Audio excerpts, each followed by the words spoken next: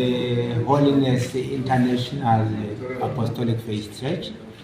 I've learned quite a lot of things, but one outstanding thing is the concept of speaking in tongues. It is a language for the angels. So the one speaking in tongues in most cases need an interpreter so that it helps edify the congregation.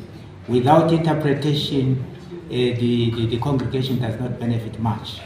Otherwise, it will be just noise because they